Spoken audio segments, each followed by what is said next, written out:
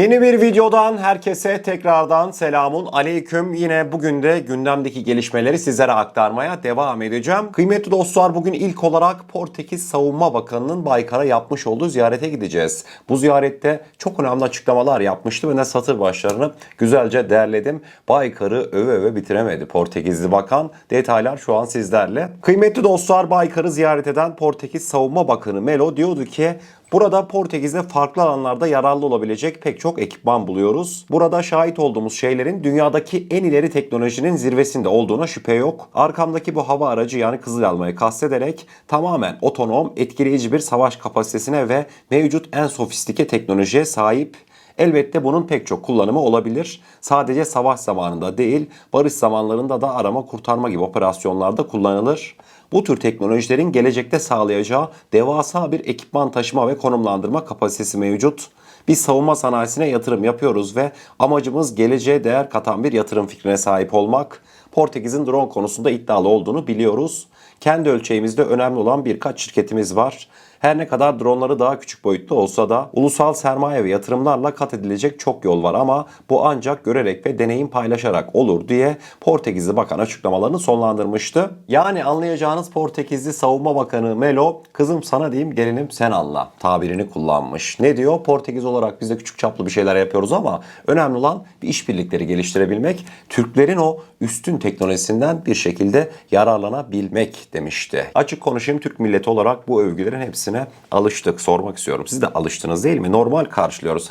O mu güzellemişti? O mu övmüş Türk savunma sanayisinin Türk İHA'larını?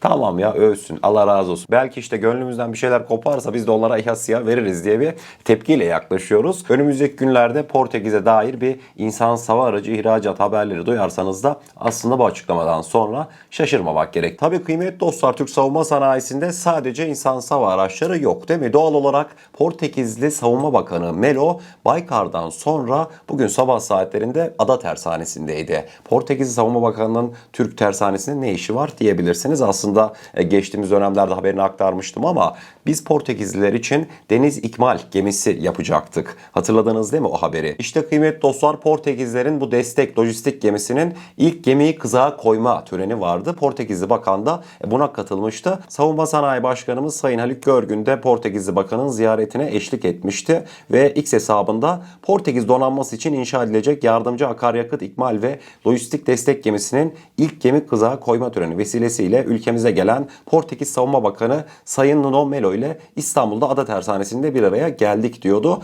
İşte açıklamaların devamında iki ülke arasındaki savunma sanayi işbirliğinin giderek artacağından bahsetmekteydi Profesör Doktor Haluk Görgün. O değil de Portekizliler eğer Türkiye'den başka savunma sanayi ürünleri de alacak olursa, yani Portekiz Savunma Bakanı bir gelecek, bir sonraki ziyaretinde bir hafta Türkiye'den çıkmayacak. Bir gün Baykar'a, işte bir gün Ada Tersanesi'ne, ne bileyim yani TUSAŞ'a falan uğrarsa ilerideki muhtemel, yani bunların hepsi belki de bir haftasını Türkiye'de geçirecek. Yani pazarımızın genişliğine dikkat çekmek istiyorum. Türk savunma sanayisindeki böyle ciddi bir şeyler üreten firmaları eğer yurt dışından gelen bir heyet gezmek isterse, vallahi yemin ediyorum en az şöyle bir hafta falan konaklaması gerekir. Çünkü süre yetmez. Daha böyle KOBİ'lere falan filan inecek olursa bir ay yani Türkiye'de ev kiralasın, girsin yani. En mantıklısı o olur. Devamında kıymetli dostlar, tabii bu ziyaretlerin, Avrupa'dan gelen övgülerin temel bir sebebi de var aslında. Hepimiz biliyoruz. Bunun sebebi Avrupa ile Amerika Birleşik Devletleri'nin arasının açılması. NATO'daki çatlak giderek büyüyor. Mesela bu haberin örneği olarak kıymetli dostlar, geçtiğimiz günlerde Donald Trump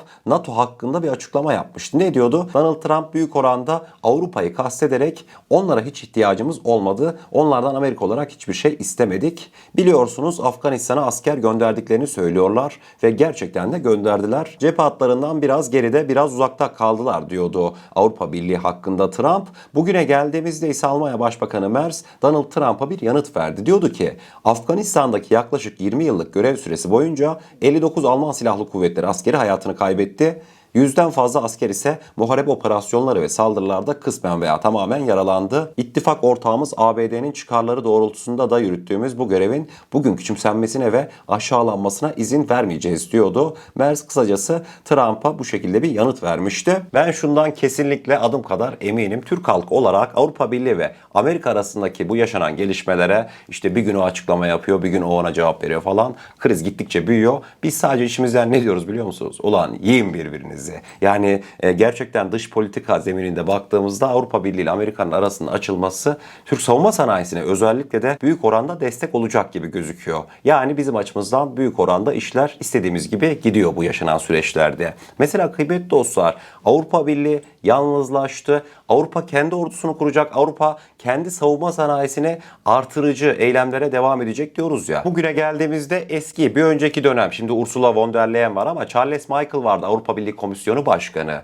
Charles Michel Türkiye hakkında çok önemli açıklamalarda bulunmuştu. Tahmin edeceğiniz üzere işte Avrupa Birliği Türkiye ile yakın olmalı. Türkiye stratejik bir ortak. Detaylar mı karşımıza gelsin? Kıymetli dostlar, 2019 ve 2024 yılları arasında, yani yaklaşık 5 sene Avrupa Birliği Konseyi Başkanı olan Charles Michel artık son dönemde Amerika ile yaşanan krizden sonra Avrupa Birliği'nin kısacası kendi savunma sanayisini geliştirmesinin önemini vurgulamıştı açıklamaların başında. Hemen devamında ise Türkiye satırı dikkat çekiciydi. Michel Avrupa Birliği güvenliğinin Türkiye olmadan düşünülemeyeceğini dile getirmiş. Türkiye büyük bir bölgesel ve stratejik aktördür. Avrupa güvenlik, enerji yolları, göç ya da Akdeniz'de istikrar konularını Türkiye olmadan düşünemez demiş. Avrupa'nın stratejik özellik arayışında kendi içine kapanmaması gerektiğini ifade eden Michel, stratejik özellik izolasyon anlamına gelmez, daha güçlü, daha dengeli ve daha etkili ortaklıklar anlamına gelir. Avrupa ve Türkiye bazı konularda anlaşmazlık yaşayabilir, ancak gerçekten de önemli olan alanlarda yine de işbirliği yapılabilir. Şu anda ihtiyaç duyulan şey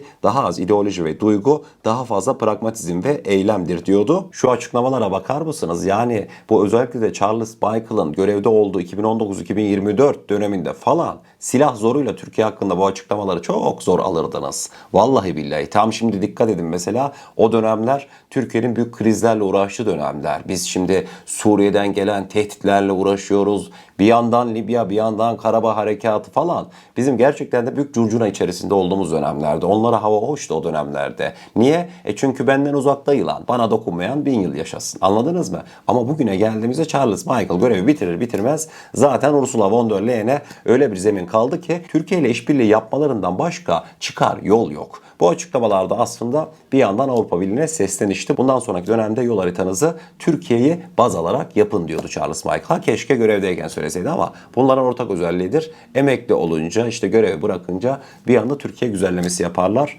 Şimdiki konjektürde Türkiye geçmişte o çekmiş olduğu sıkıntıların neredeyse hepsini halletmiş pozisyonda. Bu Charles Michel'ın görevde olduğu dönemde Karabağ harekatı yaşandı. Allah'ın izniyle Karabağ özgürleştirildi değil mi? Libya, zaten Libya'yı hallettik. Şu an petrol görüşmeleri sürüyor. Gerçekten de çok güzel bir atmosfer mevcut. Devamında Suriye. Bugün Suriye'ye geldiğimizde de Türkiye'nin planlarının tamamlanmasına çok az bir kısım kaldı. Allah'ın izniyle zaten biz başımızdaki büyük belaları def ettik. Bugüne geldiğimizde bela bu sefer Avrupa'nın başında. Bakalım Türkiye olarak biz de kendi işimize bakacağız. Verin parayı, alın ürünü, ama ihracat versiyonu olacak. Her kritik ürünü de bunlara satmayacağız. Çünkü bunlar patriotları bir gecede götürüp gitmişlerdi. Hatırlayın o günleri. Evet, devamında kıymetli dostlar hep birlikte bir İsrail basınına gideceğiz. Bileceğiniz üzere şu an gündemde ne var? İşte Amerika bugün mü İran'a girecek, yarın mı İran'a girecek? Sular bir türlü durulmuyor. İşte Trump yok İran benimle görüşmek istiyor diyor bir yandan, fakat İranlı yetkililer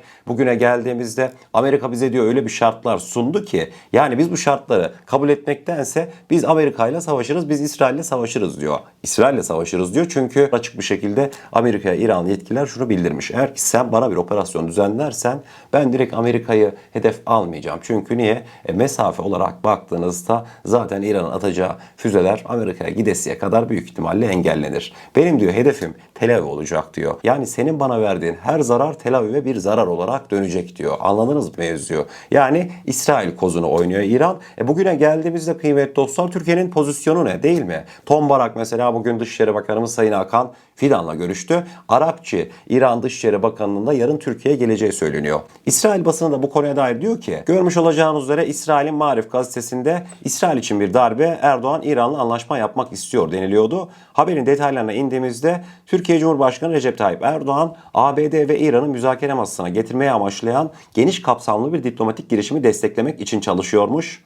Erdoğan Salı günü Trump ile yaptığı telefon görüşmesinde Türkiye'nin ABD ve İran'ın katılımıyla üçlü bir zirve düzenleyebileceğini belirtmiş. Hatta iddialara göre Trump bu girişime olumlu yaklaşmış ve telekonferans yöntemiyle falan bu girişimin gerçekleşebileceği, üçlü bir görüşmenin düzenlenebileceği belirtilmekteydi. Artık yaşanan gelişmelerden şunu net bir şekilde anlıyoruz. Türkiye, Amerika ile İran arasında bir gerilim istemiyor. Aslında Türkiye, İran'ın karışmasını istemiyor. Şu anki mevcut durum diyor, eğer ki İran'da olası rejim değişikliği olursa o durumdan kat kat iyidir diyor. Türkiye olarak bunu kabul etmişiz. Öte yandan olumsuz durumlara da hazırlıkların olduğu belirtiliyor. Yani yazılıp çiziliyor. Net olmasa da işte Türkiye-İran sınırındaki o beton blokların giderek çoğaltıldığı, güvenlik önlemlerinin artırıldığı. Çünkü niye? Amerika İran'a vurursa büyük bir göç dalgası başlayacak. Bizim sütten dilimiz yandı, yoğurdu da deli gibi üfleyerek yiyeceğiz bundan sonra. Anladınız mı?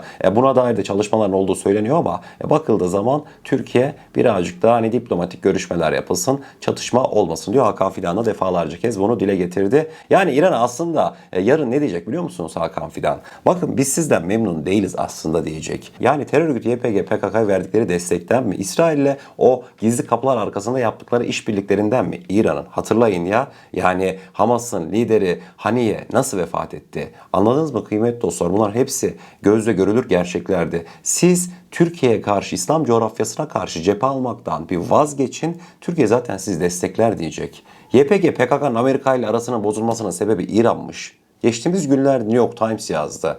Adamlar YPG, PKK işte kime göz kırptığı belli değil diyorduk ya sürekli.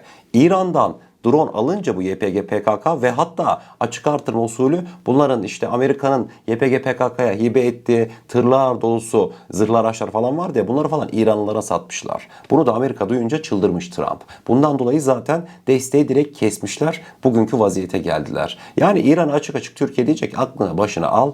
Türkiye'nin ve İslam coğrafyasının çıkarlarına olmayan hiçbir planda olma. Türkiye zaten seni destekler mesajını verecek. Vallahi Cumhurbaşkanımız Erdoğan eğer Trump'la gidip işte Pezeşkian'ı bir araya getirirse, İran Cumhurbaşkanı bir araya getirirse bu iyiliği de Cumhurbaşkanımız Erdoğan'dan başka kimse yapmaz. Çünkü kafaya koydu. Trump vururum derse de vurur yani. Venezuela'da adamlar ne oldu? İçeriden sattılar falan diyebilirsiniz ama İran'da içeriden satacak adamdan çok ne var? Haberleri takip etmişsiniz. İran ajanları İncirlik çevresinde gözlem faaliyeti icra ederken MİT bunları ne yaptı? Enseledi. Hop bapusa. Anladınız mı? Yani bu eylemlere son vermesi lazım. Şuna mı geliyor acaba? İncirli'yi şöyle gözlemleyelim de olası bir gerginlik olursa işte İncirli'yi de vururuz.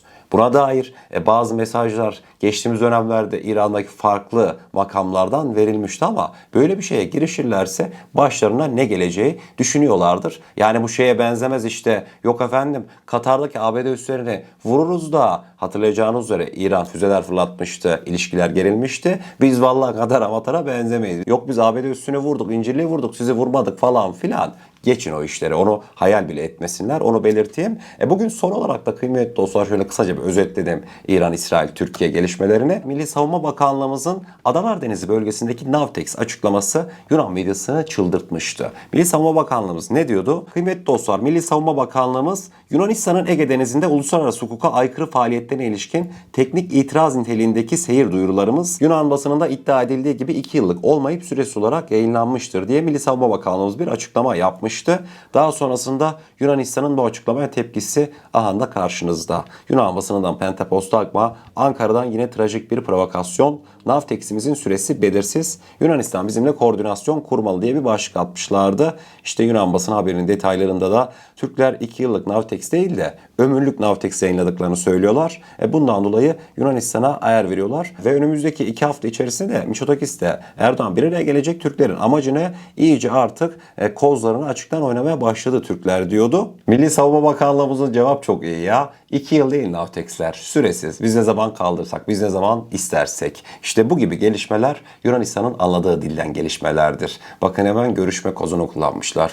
Ya işte bari liderler görüşecek. Liderler görüşeceğinde normalde Türkiye-Yunanistan ilişkilerinde ne olur? Son bir ay işte karşılıklı olarak medyalar böyle birazcık daha soft içerikler yayınlarlar. Niye? İşte yüz yüze gelecekler. Ama Türkler onu da geçti diyor. Türkler diyor ziyarete 1-2 hafta kala bu kadar sert bir adım atıyor diyor. Bence önemliydi. Yani biz de birazcık pozisyon değiştirmişiz. Nasıl değiştirmeyelim? İlk başta sizlere ne anlattım? Avrupa Birliği geldi. Amerika papaz olmuş. Türkiye'de rüzgarı arkasına aldı dedim. Yunanistan'a veyahut da sözde Güney Kıbrıs Rum yönetimini hiç böyle düşünecek halde mi Avrupa Birliği?